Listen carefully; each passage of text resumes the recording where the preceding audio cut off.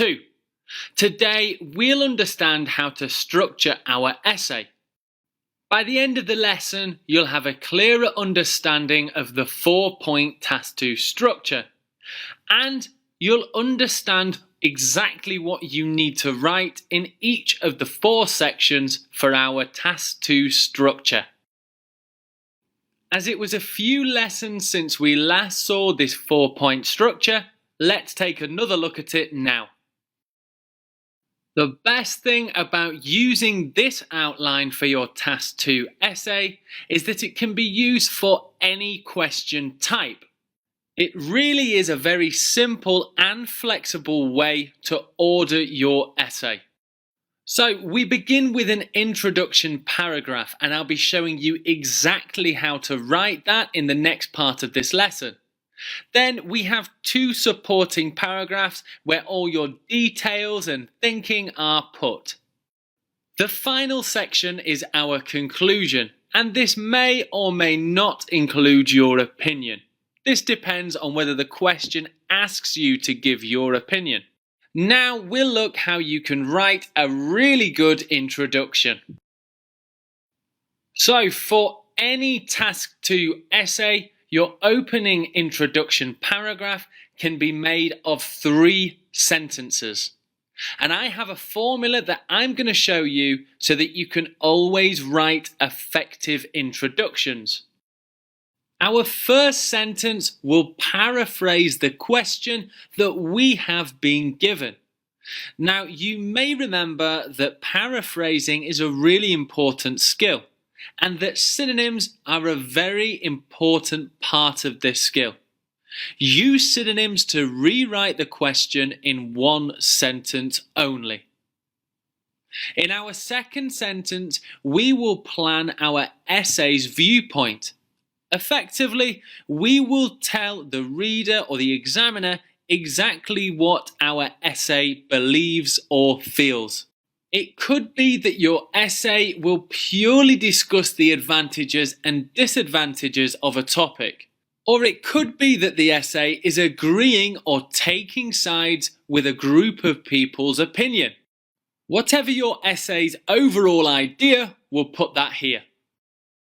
In sentence 3, we will quickly tell the examiner or reader what we will write in supporting paragraph 1 and supporting paragraph 2. And that is all. 3 sentences that you can use to write your introduction. So let's take a look at some examples to help you understand what this 3-sentence structure exactly is. An easier way to remember what each sentence is by remembering paraphrase, plan, and outline. Let's read through our question. Many people believe that wealth is a measure of success. Do you think that wealth is a good measure of success?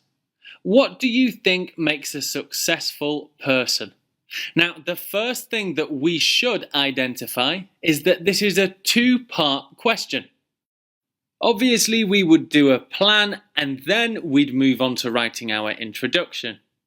Here is what I have for my first paraphrase sentence. A person's financial situation is often considered a good measure of success. Now, as you can see, I've used a few synonyms to paraphrase the first sentence from the question. I believe that paraphrasing the question straight away shows the examiner you really understand what the question means. After that, you can give your plan. And here I am telling the examiner that I disagree that wealth is a true measure of how successful people are. Next, I'll move on to my outline sentence and describe what I will discuss in supporting paragraph 1 and 2. By using the time openers firstly and secondly, I can tell the examiner what I will be writing in each supporting paragraph. Again, this shows that you fully understand the question and can plan to give a real response and answer the question. Here is the introduction completely pieced back together.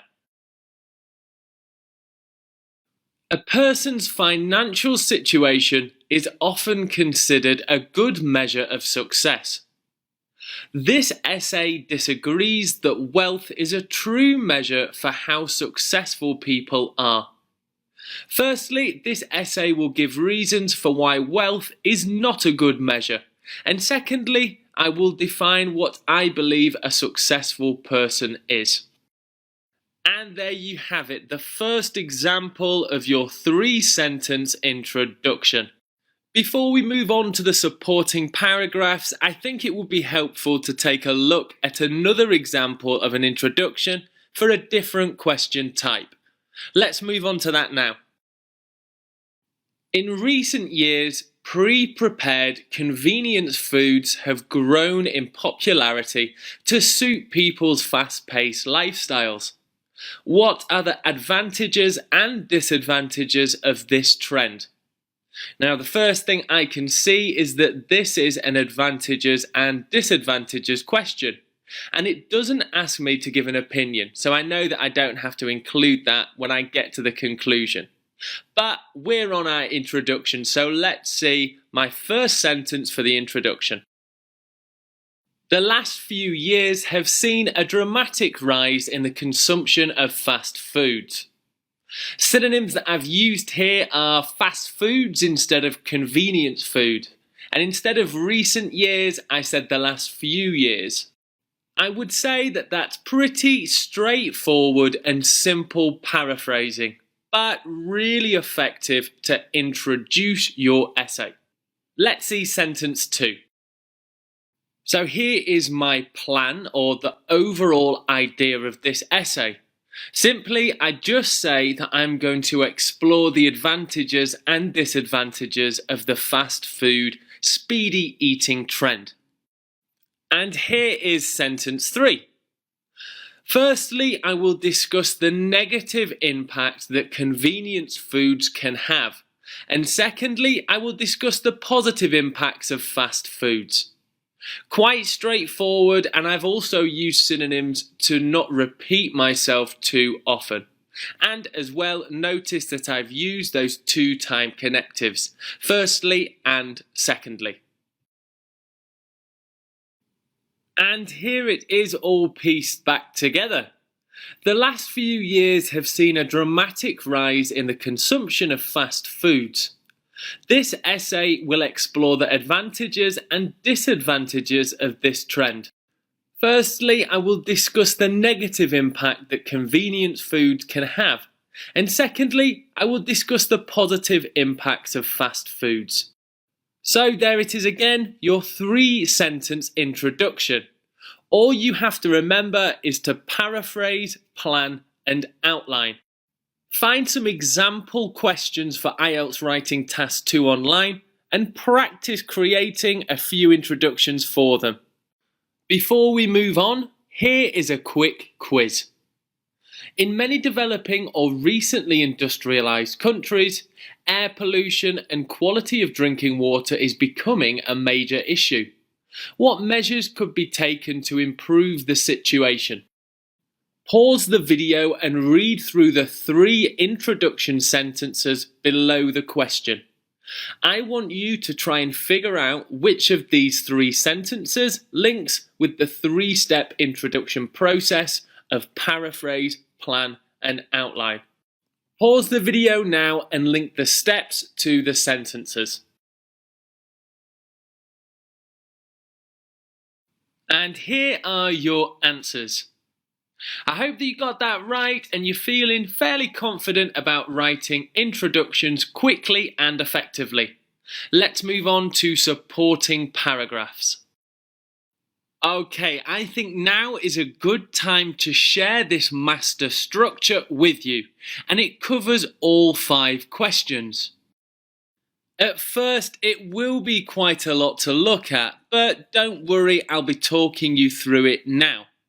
The main points to think about before we begin is that the introduction is always the same, and the conclusion doesn't change too much. That only leaves us with the supporting paragraphs, which, depending on the question, do change a little bit. So let me talk you through the master structure, beginning with the agree or disagree question. The main thing to remember for this question type is that you either choose to agree or disagree, not both. So the introduction remains the same, that 3-step, 3-sentence structure I just showed you. And in your first supporting paragraph, you can explore your first opinion. And in your second paragraph, you can explore your second opinion. The conclusion is to summarize the key points and almost 100% sure give your opinion, as I'm sure you'll be asked for it in the question. In the advantages and disadvantages question, the introduction remains the same. And in your first supporting paragraph, you need to discuss either an advantage or disadvantage. Only cover one in one paragraph. And in your second supporting paragraph, you'll need to discuss either the advantages or disadvantages, whichever one you didn't talk about in your first supporting paragraph. For the conclusion, summarize the key points and give your opinion if asked. In a discussion question, you'll be given 2 opposing points of views. So your first supporting paragraph should discuss the first point of view, and your second supporting paragraph will discuss the second type of thinking. In a problem and solution question, each of your supporting paragraphs will discuss one problem and one solution each. And finally, in a 2-part question, your supporting paragraphs will address each question one at a time. Of course, if the questions ask for your opinion, you need to include this in your conclusion. I'd highly suggest bookmarking this master structure or writing it down so that you have it for reference later. When writing your supporting paragraphs, there are 3 main sentence types that you need to include for almost all of the questions. That's a topic sentence, a support sentence, and an example sentence. The example sentence is really important, so you need to make sure you include a few of these in your supporting paragraphs. A topic sentence always comes first, and it gives the main idea that you would want to discuss, and it relates to the question. The support sentence explores your topic sentence in a little more detail and gives some extra information. And the example sentence provides a real-life example to give the examiner a better understanding of what you're talking about. Let's see how I use these 3 sentence types to create a really good supporting paragraph. We'll return to the question seen previously, all about the advantages and disadvantages of fast foods. Let's read through this supporting paragraph. Fast foods are a serious problem facing our societies for numerous reasons, but health and obesity are both huge concerns. As people become overweight, they will also have a higher chance of being ill. For instance, obesity is understood to be one of the major causes of heart disease in adults. Furthermore, many pre-prepared foods contain many toxic chemicals to keep the ingredients fresh. It is very difficult to always check what ingredients are in these foods, which is very worrying. For example, news reports often cite many preservative ingredients as being causes of cancer and other illnesses. So I've highlighted the topic sentences in blue, the support sentences in green, and the example sentences in red. I do suggest having 2 of each of the sentence types in each of your paragraphs. That way, you'll fully explore your ideas and answer the question in full. Now, this structure of using topic, support, and example questions is great for almost all questions, but I do advise using something slightly different for a problem and solution question. Let's take a look at that now. So here is my first supporting paragraph discussing problems and possible solutions for air pollution and quality of drinking water. In my first supporting paragraph, which you can see here, I'll only be talking about air pollution. To write a supporting paragraph for a problem solution question, we begin with a topic sentence that gives details as to what problem we'll be discussing. The supporting sentence gives extra information about the problem that we'll be exploring in this paragraph. Now here is the difference. In the solution sentence, we give a possible way that we could fix this problem. In my example, I suggest cutting down emissions from factories and cars.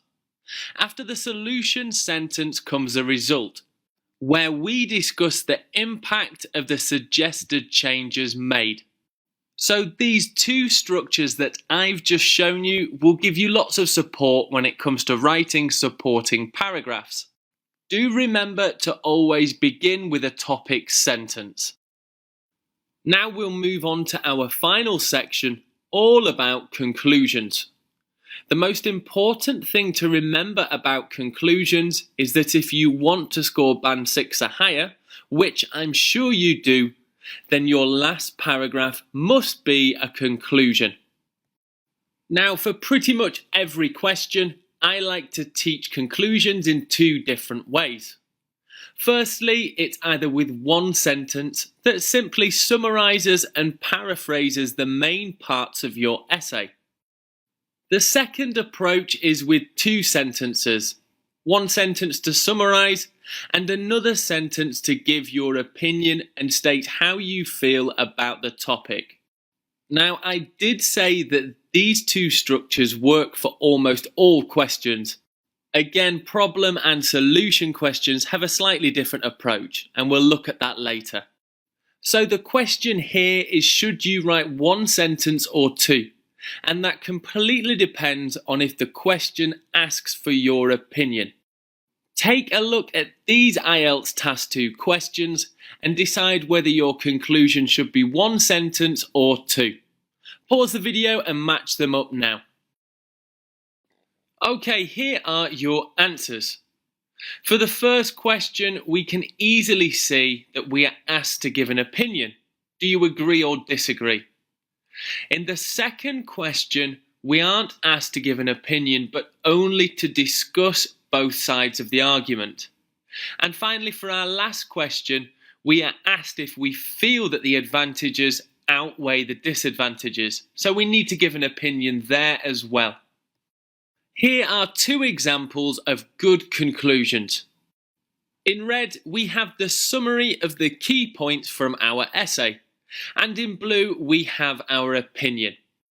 Let's read through the first conclusion. In conclusion, there are many benefits to allowing young people to drive a car, such as easier travel to work, although the negatives mean roads may be less safe with more inexperienced drivers. And conclusion number 2, to sum up, we currently use animals for many useful reasons, from food to clothing, although there are ethical issues to consider as well. In my view, the advantages vastly outweigh the disadvantages, and we should continue to use animals for our own use where needed. So here are two examples of a one-sentence and two-sentence conclusion. Now, I did say that problem-solution questions require a slightly different approach. So as the final part of this lesson, let's take a look at that. We'll return to the question of air pollution and the quality of drinking water and what measures could be taken to improve this. Now, in a problem-solution type question, your first sentence wants to summarize and paraphrase the main points of your essay. Your second sentence should make a recommendation as to how the problem can be solved and who should do it. Let's see the conclusion that I have for this question. In conclusion, the problems associated with pollution are clearly becoming a major issue in many countries. In my view, the government should prioritise cleaning the local environment and citizens' health above the financial rewards of industry and growth. So I have recommended that the government should be the ones who are taking responsibility and fixing this problem. First sentence is to paraphrase and summarize, and the second sentence is to make your recommendation. So that brings us finally to the end of this long lesson. I would suggest watching back some of the main parts of the lesson again if you feel that you still need to have a little bit more of a focus on certain parts. Here's a quick review. Remember to use the 4-step structure. Try to manage your time and make sure you answer the question in full. Do remember the Q&A section where I or another student could come and help you if you have any questions. Best of luck, take a rest, and I'll see you in the next lesson.